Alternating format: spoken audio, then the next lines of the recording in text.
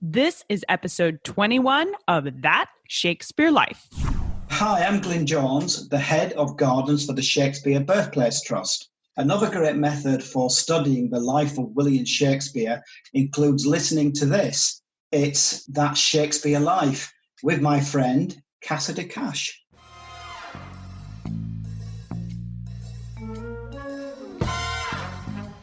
We also have 16th and 17th century training texts from masters of swordplay who were contemporaries of Shakespeare who were teaching in London at the time. And those training texts describe in detail the weapons and the sword fighting techniques favored by not only the English masters of defense, but other masters of the era. And by utilizing these and other prime sources, one can recreate the sword fighting techniques of the Elizabethan and Jacobean eras with period weapons. Welcome to That Shakespeare Life with Cassidy Cash. Cassidy believes that if you desire to successfully learn or perform Shakespeare's plays, then understanding the real life and history of William Shakespeare himself is a must. That Shakespeare Life is the podcast that helps you go beyond the curtain of some of Shakespeare's most iconic works and explore the world of early modern England as Shakespeare would have lived it, learning from the writers, historians, and performers who know it best. And now, here's Cassidy. When we see a Shakespeare play, we take for granted just how much work and history goes into staging the fight scenes. Whether it's Hamlet and Laertes dueling it out or the legions of armies storming the stage in the Battle of Agincourt, the fights that Shakespeare put on stage are the secret sauce that helps seal the deal on Shakespeare's plays. Our guide this week into the real life of William Shakespeare is Joseph David Martinez. Joseph is a founding member and past president of the Society of American Fight Directors. He originated the Society of American Fight Directors National Stage Combat Workshops and the Society of American Fight Directors Teacher Training Programs. He has served as the editor of The Fight Master. He is the author of Combat Mine, a nonviolent approach to stage violence, and The Swords of Shakespeare, an illustrated guide to sword fighting in the plays of Shakespeare. Mr. Martinez is a graduate and associate member of the Royal Academy of Dramatic Art in London, and he is professor emeritus and former chairman of theater of dance and film at Washington and Lee University in Lexington, Virginia. Joseph joins us today to discuss the fight scenes in Shakespeare's plays and what the history of stage directions in the 16th century can tell us about William Shakespeare. Hello, Joseph. Welcome to the show. Hello, Cassidy. It's a pleasure to be with you. Shakespeare's stage directions when it comes to how to perform a fight are not often explicit in their direction to the actors. Some of the simplest stage directions just say they fight. Joseph, can you explain for us how do professional fight directors know what Shakespeare intended to be displayed in a fight scene? We can never actually know what Shakespeare intended or witnessed on the stage, can we? But we do have tantalizing clues in his dialogue, and we have accurate facsimile weapons of the period to work with. We also have 16th and 17th century training texts from masters of swordplay who were contemporaries of Shakespeare who were teaching in London at the time. And those training texts describe in detail the weapons and the sword fighting techniques favored by not only the English masters of defense, but other masters of the era from Italy, Spain, and Germany. And by utilizing these and other prime sources, one can recreate the sword fighting techniques of the Elizabethan and Jacobean eras with period weapons. Although we can't be absolutely certain, I think we can now be fairly confident that we're able to recreate the fighting styles that Shakespeare witnessed on the stage and in other public displays. Well, the Elizabethans, as you mentioned with the other public displays, the Elizabethans loved displays of violence, and they relished in displays of combatant prowess, including competitions of sword play that would allow them to become the master of fence that you mentioned. There were more than 20 masters of fence teaching in London in Shakespeare's time, and I wonder if you could tell us about this role, what was the master of fence and what was the relationship between that competition going on in society to what was happening on the stage in the theater?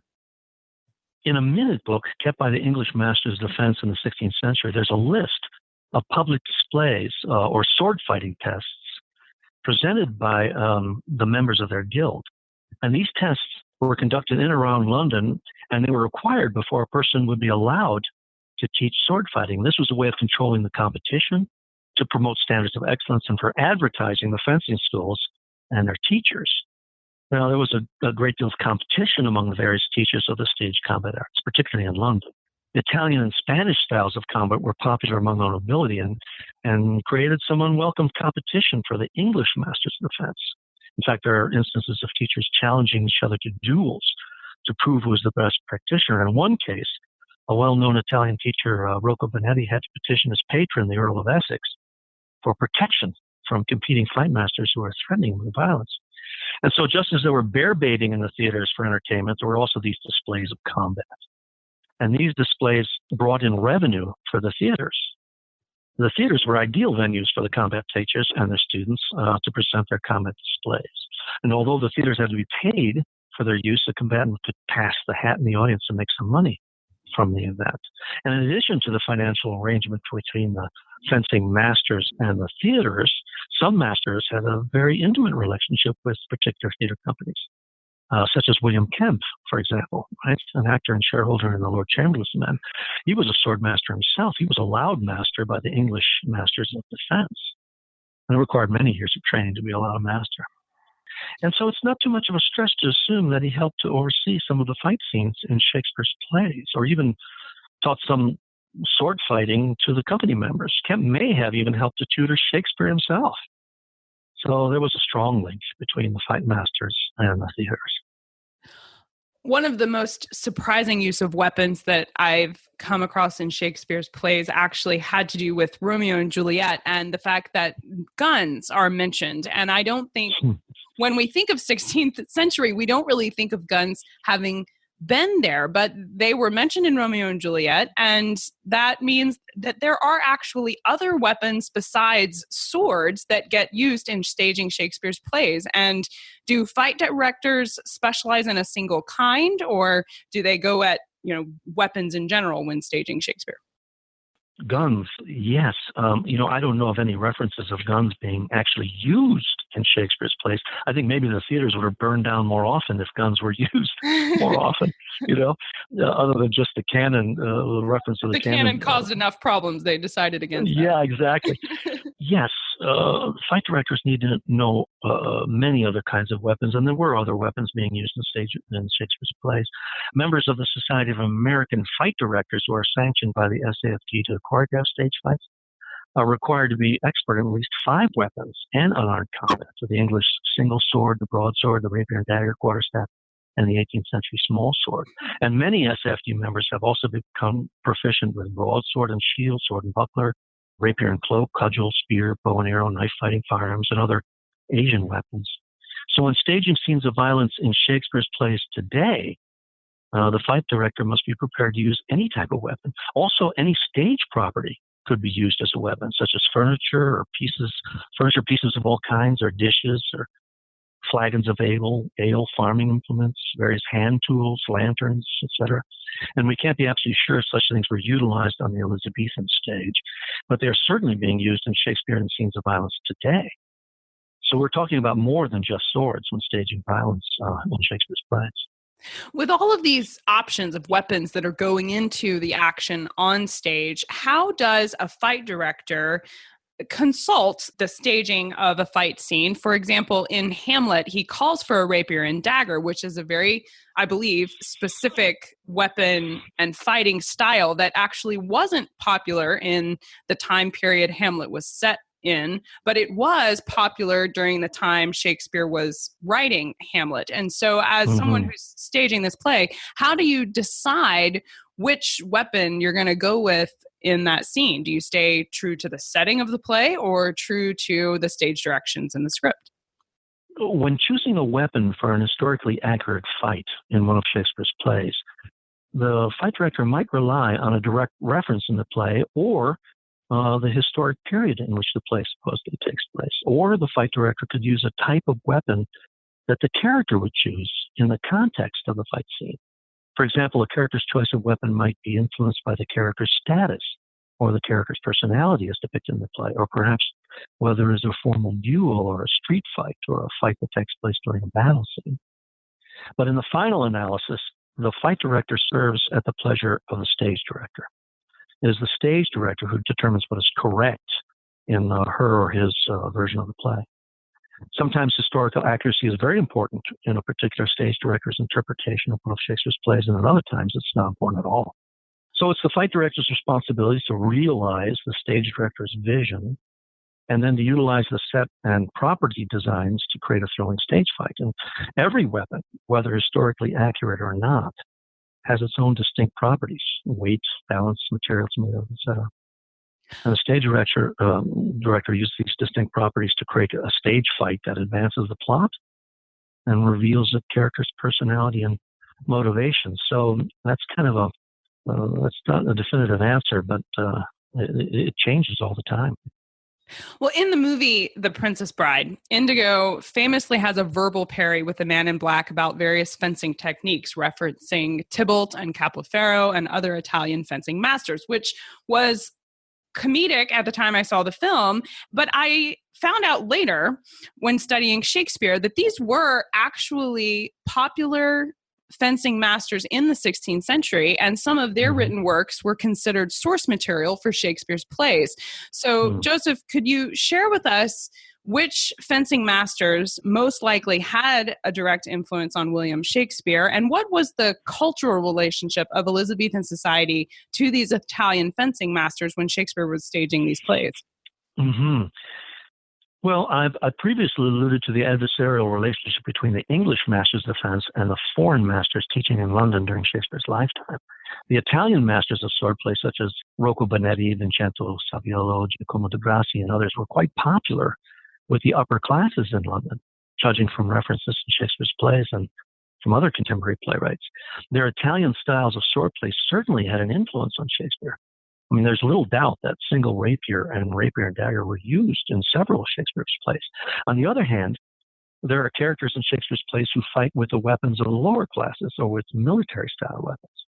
And these weapons were commonly taught by the English masters of defense, who had a monopoly on teaching the combat arts in London for quite some time, up until the death of Henry VIII, and before the rapier became fashionable, and the teachers from the continent came to London to take advantage of the rapier's growing popularity among the upper classes.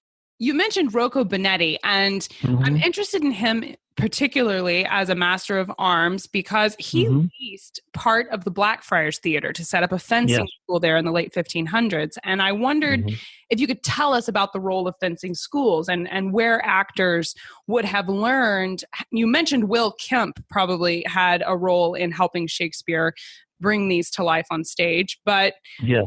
Were fencing schools typically set up in theaters for actors to learn to fence? Well, fencing schools were for-profit businesses. They welcomed anyone and everyone to their schools. They were set up in various venues that had a large room for hire, such as in Blackfriars, as you mentioned, or Newgate, Bishopsgate, etc. The fencing schools were established outside of the city of London to avoid regulation. The Italian master Rocco Bonetti's school is quite lavish, but some were not. And the fencing schools were also popular hangouts where, one could lounge around there and drink and eat and watch the combatants strut their stuff. And some masters had a private room at their schools for teaching secret techniques, the infamous botta segreta. They would teach their secret techniques for an additional fee, of course. And as you mentioned, Cassie, the public displays of sword fighting were very popular that the schools presented. It is noted in the City of London records that when a student wished to play his prize at a theater for the privilege of becoming a teacher, that the crowds were sometimes so large that businesses were forced to close down for the day. And there was often a parade through the streets leading an audience to a prize fight sponsored by a fencing school. However, the fencing schools were also havens for very unsavory types like assassins and ruffians and tarts for hire.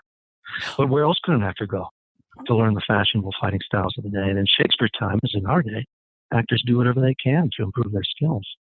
Well, the entire idea of fighting and sword fighting and being skilled at fencing was pretty pervasive in society. I read in Robert Morseberger's book, Swordplay in the Elizabethan and Jacobean Stage, he claims that an actor might be hissed off the stage for want of skill in fence or for clumsiness in dancing the La Volta. Now, I'm not familiar with the La Volta dance, but the idea that they would hiss an actor off of the stage if he wasn't good at the fencing he was portraying on stage suggests that the audience watching these plays had a pretty high skill level themselves. Well, I don't know what source Mossberger is using to claim that Elizabethan audiences hissed, but I think audiences are generally hard to please. The Elizabethan audiences were quite knowledgeable in the weapons of their day, and many were proficient in using the weapons that were represented on the stage. Many would recognize a skilled swordsman from personal experience and probably expected the best from their actors. On the other hand, today, our audiences have become accustomed to watching remarkable sword fights in the movies and on television and the computer videos. Their experience watching digitally enhanced sword fighting has created high expectations. Not many audience members today know how to use a sword, but they believe they know what a sword fight should look like. And our audiences now expect greater speeds from stage combatants and greater athleticism from the actors because of what they've seen in the movies. And this has created a challenge for contemporary live-action fight sequences on the stage. There's always a limited amount of rehearsal time to stage a fight sequence. And the fight choreographer has to balance the need for spectacular fights with the actor's safety. And sometimes the stage actor is required to perform a challenging stage fight 8 times a week. Well, actors in any era need to be pretty good with a sword to satisfy an audience. And Shakespeare's actors were required to memorize a number of different stage fights and be prepared to perform them at any time and still be marvelous at it. And there were lots of different kinds of stage fights, because we've mentioned Hamlet and Laertes and the one-on-one, but there were also massive battles that were portrayed on stage. And what are the major differences when you're staging Shakespeare between staging a large fight scene like armies at war as opposed to a small one-on-one combat scene? Is one more challenging than the other? Well, choreographing mass battle scenes is very challenging. There are many more combatants on the stage, all fighting at once. That presents a number of safety issues, and limited space is also always a safety concern. Fortunately, many stage designers include levels in their set designs to facilitate a mass battle scene. And all the combatants must be carefully coordinated and rehearsed. But a mass battle scene is actually a collection of little battles, all happening at once, where the combatants often change partners during the battle scene. But in the end, in my opinion, mass battles in Shakespeare's plays are primarily a spectacular background to feature individual fights between the principal characters. Sometimes the mass battle rages around a featured fight, and sometimes the battle flows across the stage and then exits before the central one-on-one fight ensues. And there are sounds of battle, such as weapons banging together, and shouts and grunts, and music, smoke, and lighting effects. They serve to heighten the theatricality of a battle scene and create a thrilling backdrop to an important individual duel. Although mass battles in Shakespeare's plays are a challenge, fight directors love choreographing them. So do I. Well, but they are challenging.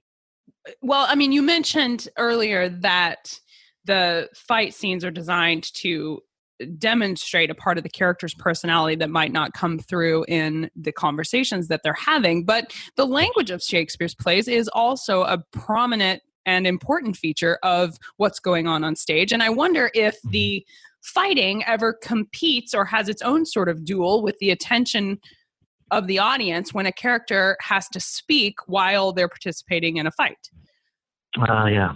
Well, it's an excellent observation to link fighting style and dialogue with a character's personality. Yes, a character's words, their style and content of speech should correspond with their movement style and movement patterns in the play.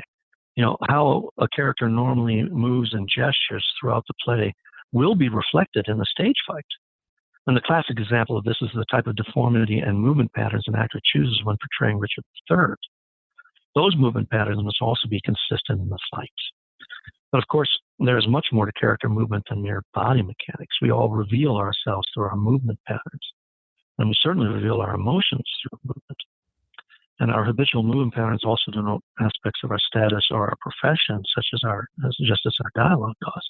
A character's fighting style reveals their inner life, similar to the manner of speech and choice of words that exposes their inner life. And so the rhythms and the dynamic actions in the fight must support the dialogue. The fight should also heighten the choices the actors have made about their characters. The fight should have its own narrative and advance the story of the play also it's attempting to tell. We choreograph fights in order to enhance dialogue and characterization. Well, we mentioned Hamlet as well as Henry V, where staged fights are quite intense and focus on furthering the tense drama of those plays. However, sword fights are just as common in Shakespeare's comedy plays. And I wonder, considering the change in overall tone and mood from tragedy to comedy, does the approach to fight scenes change if you're inside a comedy instead of a tragedy, or do you play all fight scenes the same? Yeah. Comedy is constructed using very particular theatrical rules and traditions. And this is true for comedic stage fights as well. For example, comedic scenes and characters require different tempo rhythms than tragic scenes and characters. Where and when an actor or director places a pause, for example, will influence whether an audience laughs or not. In some ways, a comic fight is more difficult to master than a dramatic fight. The actor in a comic fight is working toward a very deliberate response from the audience at a very specific moment in the fight. In many instances, a comic fight incorporates elements in the stage environment more often than in dramatic fights. And then there's physical humor in the forms of falls, trips, and exaggerating fighting styles are often used. And breaking things in a comic stage fight is common, which requires special props and techniques. So staging a comic fight can be very different from staging a dramatic fight. But the underlying concerns for safety and theatricality are similar, but the emphasis on certain aspects of action and character and many of the specific combat techniques are unique to comedy. Well, you've done this under a lot of conditions with a lot of directors over many years. So I want to know what, to date, has been your favorite Shakespeare fight scene to stage and why? Yeah, wow, that is a difficult question. I've choreographed all of Shakespeare's fight scenes, and some of them many times. I even had the privilege of staging fight scenes on the Globe Theatre stage in London for 2 weeks, just before the Globe Theatre opened to the public. I did that with a group of my most advanced students to test my theories of Shakespearean swordplay for my book, The Swords of Shakespeare. But if I had to choose one favorite fight from plays of Shakespeare, I would have to say it's the fight between Mercutio and Tybalt. That fight is a marvelous combination of comedy and tragedy, and it displays the most sophisticated sword fighting weapons and techniques ever devised. That's always I never tire of that fight. Well, other than picking up a copy of your book that you mentioned, The Swords of Shakespeare, what advice or resources do you recommend for aspiring fight directors that want to learn more about staging Shakespeare's fights? Well, I would recommend becoming a member of the Society of American Fight Directors. One can easily find the organization's website on the internet and become a member online. Their members hold a wealth of information on theatrical stage fighting, and they offer workshops and classes in the use of historic weaponry, and that would be the closest thing we have today to studying swordplay with an Elizabethan master of defense. So become a member of the SAFD. Well, what's next for you? What are you working on now that you're excited about? Well, thank you for asking, Cassidy. I'm working on an experiential learning program to educate young viewers about how to watch media violence. The program will expose them to tricks used by movie and television directors to influence a viewer's emotions. I want to help young people become more media literate, to help them take control of their media viewing habits and not to be helpless victims of media violence. So that's what I'm working on right now. Well, that sounds fascinating. Thank Joseph Martinez, this has been a delight. Thank you for being our guide this week as we travel back to the 16th century and take a look at sword fights in Shakespeare's plays. I appreciate you being here. Thank you so much, Cassidy. If you're interested in stage combat and you like to see the staged fights that go on in Shakespeare's plays, then you will love traveling with us in September of 2019. One of the featured and private group tours that we'll be taking on that trip includes a behind-the-scenes tour at the Globe Theatre, specifically focused on stage combat. They'll be walking us through a lot of the techniques that William Shakespeare would have used to stage these fights in the 16th century, and you'll get to see it all up close and personal. To find out more about that, please visit today's show notes. It's CassidyCash.com/episode 21. That's CassidyCash.com/EP21. Inside those show notes, you'll also find a link to learn more about Joseph David Martinez and the Society of American Fight Directors.